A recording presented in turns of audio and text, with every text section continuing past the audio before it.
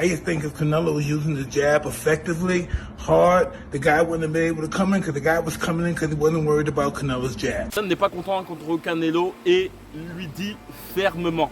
Dans cette vidéo, je souhaite te parler d'une vidéo que j'ai vue récemment de Mike Tyson qui donne un conseil à Canelo à la suite de sa défaite contre Bivol.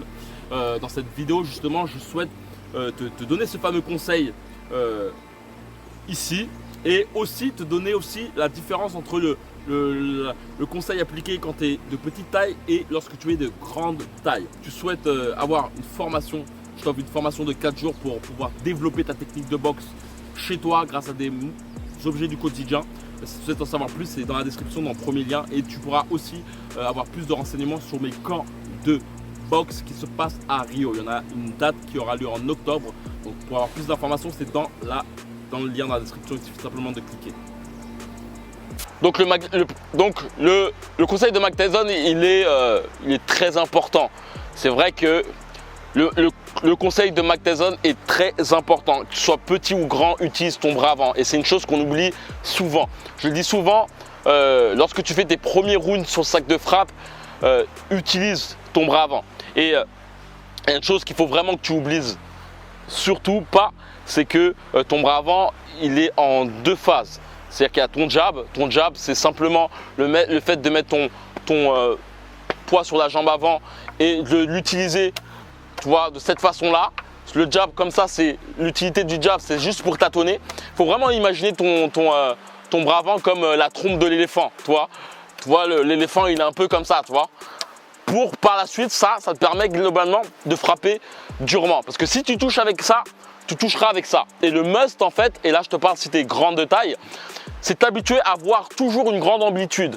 Bivol l'a compris. Bivol, tu peux le voir que lorsqu'il fait face à Canelo, et lorsqu'il frappe Mike Tyson, et c'est pour ça que je t'avais justement fait cette vidéo, si tu veux la voir en complet, je te mettrai la page ici, c'est que Bivol en fait, il frappe, il martèle Canelo en étant le plus loin possible, ce qui lui permet justement d'une part de frapper Canelo, mais surtout d'éviter de prendre ses coups, parce qu'il a une allonge plus grande que Canelo.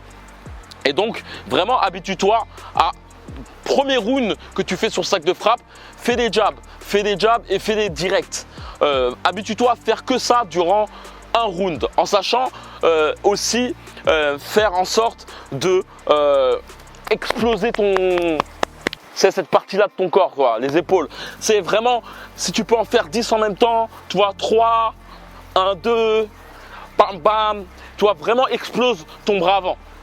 Et il y a un truc qui est aussi très important, c'est pour les directs, tu vois, les jabs, c'est comme ça. Le jab n'a pas pour but justement de défoncer ton adversaire, mais il a pour but simplement de tâtonner, comme je dis, la trompe d'éléphant, pour te permettre par la suite, si tu touches avec ça, tu touches avec ça. Et faire les directs. Les directs, eux, c'est le même principe, mais sauf que là, le but, c'est vraiment le trident. Là, c'est vraiment le coup d'épée. Et c'est ce que Mike Tyson disait à Mr. Canelo, c'est justement d'avoir ce côté psychologique, c'est d'avoir des bons jabs comme pouvaient faire les frères Klitschko qui eux ont gravi les échelons, sont devenus champions du monde pendant une décennie grâce à leur fameux jab. Donc écoute, réécoute si tu n'as pas compris, mais c'est vraiment une chose primordiale. Après, la chose qui est importante aussi, c'est d'y ajouter, surtout si tu es plus petit que ton adversaire, de ne pas forcément chercher toujours la tête, mais parfois plutôt te focaliser sur le tronc, sur cette partie-là de ton adversaire. C'est un truc qui est vraiment intéressant, c'est-à-dire que si tu es plus petit que ton adversaire et si ton adversaire a une bonne mobilité au niveau du corps, ne pas hésiter à toucher le tronc. Tu vois, toucher le tronc, surtout avec des directs, tu vois, vraiment atomiser le tronc pour ensuite par exemple remonter avec des crochets, tu vois. Tu vois, Mike Tyson pouvait beaucoup faire ça, tu vois. Mike Tyson, c'était vraiment ça, par exemple, niquer le tronc à ce niveau-là et remonter avec un crochet du bras arrière.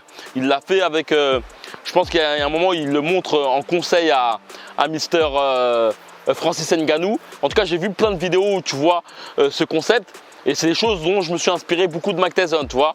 Tu vois, par exemple, toucher le tronc de son adversaire, puis ensuite toucher l'abdomen pour ensuite remonter avec son bras arrière ou simplement toucher le tronc durement au niveau voilà, du tronc, tu vois, avec tes directs du bras avant, et puis ensuite remonter avec des crochets du bras avant, tu vois, bam, bam, bam, tu vois, en t'amusant, en avançant, tu vois. Donc là, tu es comme ça, tu vois, tu avances, tu vois, bam, bam, et ensuite crochet.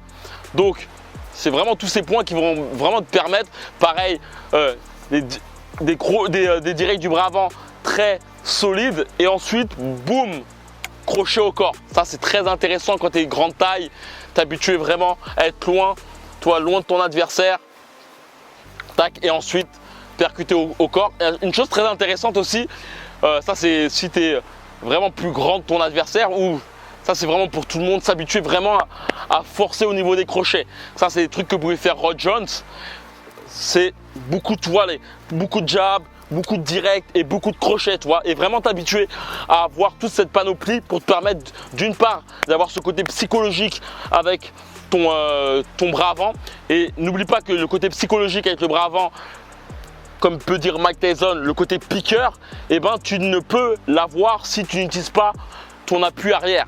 Il faut vraiment que tu percutes ton adversaire, que tu rentres dans l'art, comme j'aime bien dire, le coup de tête de Zidane. Si tu n'as pas ce côté percutant, et j'avais vu une vidéo récemment d'un boxeur MMA qui est très belle, où tu vois qu'il a un très bon bras avant, qui percute très bien.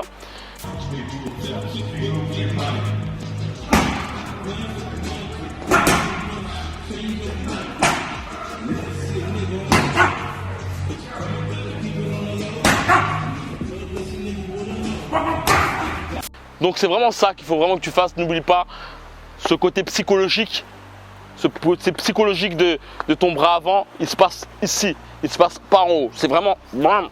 Je vais te dire que, comme j'ai dit, j'ai un camp qui aura lieu en octobre. Si tu souhaites y participer, c'est dans la description. Il suffit simplement de cliquer à la fin de cette vidéo. Par la suite, tu pourras prendre une formation de 4 jours qui te permettra d'en apprendre plus sur ta boxe chez toi en t'entraînant tout seul. Le but de ce camp de boxe, c'est, je sais qu'un bon nombre de personnes ont une difficulté à pouvoir répondre face à des adversaires qui leur foncent dans l'art, et le but justement c'est de t'apprendre. Le but justement c'est de te permettre de devenir plus redoutable dans le ring, de prendre en confiance aussi au niveau de ta capacité à combattre face à des adversaires agressifs ou même fuyants.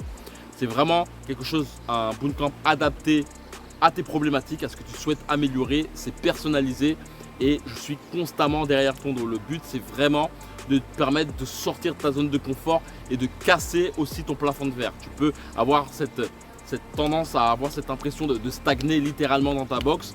Je sais que bon nombre de personnes ont ce ressenti pendant un certain moment, et clairement stagner pendant X temps, tu peux clairement te faire chier, quoi.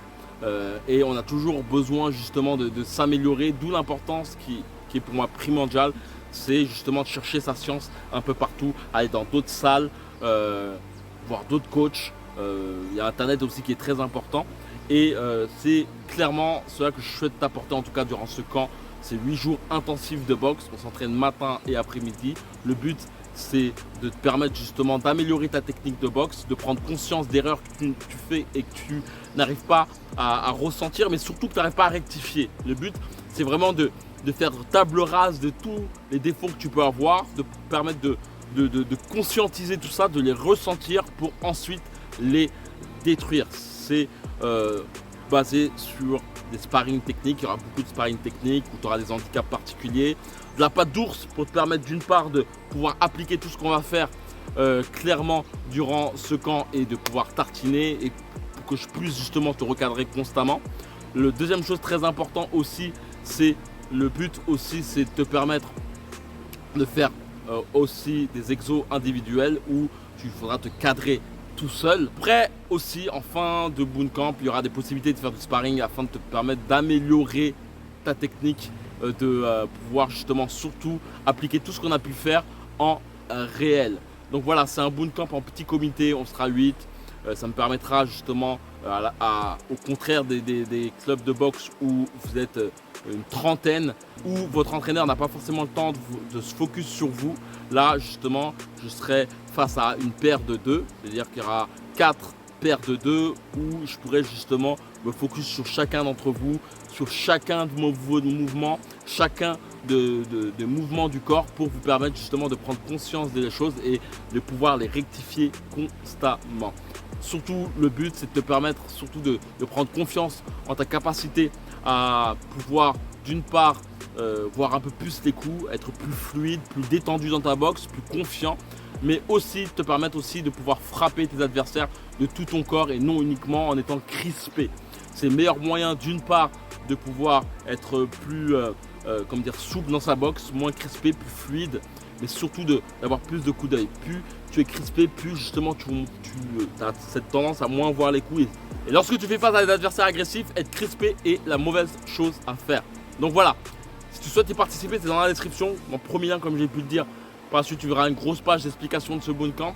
La chose aussi, c'est que tu verras les avis des précédents participants, tu verras le mood, tu verras que clairement, il y a l'hébergement, il y a la nourriture, les entraînements et les transports en loisirs qui sont compris dans le bootcamp. Le but, c'est que tu viens dans le bootcamp et que tu penses à rien d'autre par la suite. Il y aura ton billet d'avion à payer, c'est-à-dire billet d'avion et le ticket d'entrée sur ce bootcamp et tout est inclus dedans.